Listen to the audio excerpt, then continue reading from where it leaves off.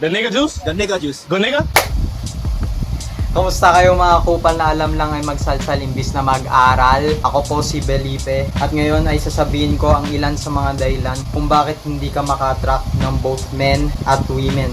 Yes po, kahit anumang gender po kayo ngayon o sex o uri man kayo ngayon, kaya po yan. Matuturuan ko po kayo. Pero syempre, ba't nyo pagkakatiwalaan? Obvious naman eh. Hindi mo naman ako. Anyways po, kung kulang pa ang pagmumukha ko po sa inyo, ito po ang professional dating profile ko po nun. At ito po ang ilan sa mga muntikan ng mapang-asawa ko.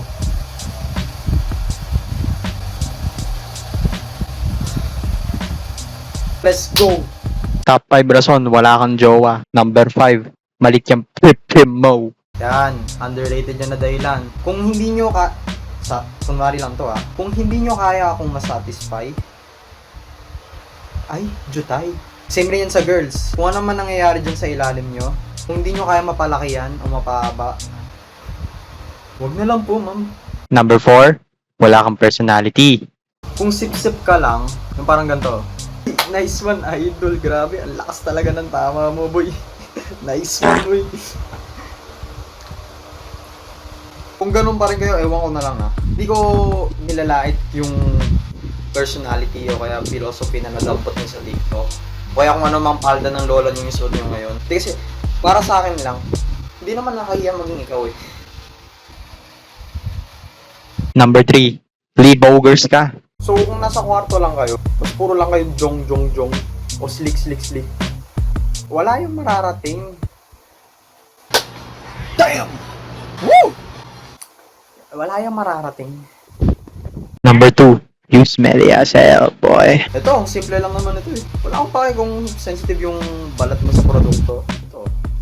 Oh, silka. Oh, pH Care.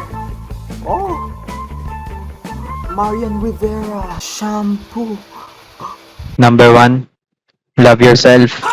Ito guys, para sa akin lang kung agad-agad kayo nagkagusto, siguro magdalawang isip po muna kayo. Baka mamaya kilig-kiligan lang yung nararamdaman mo eh. Sige, bahala kayo kung hindi kayo mahihilig sa akin. Basta ako, kontento na ako sa pagmamahal ng pamilya ko, ni Papa Jesus, ni Rafi Tulfo, yung laging naninilip sa akin.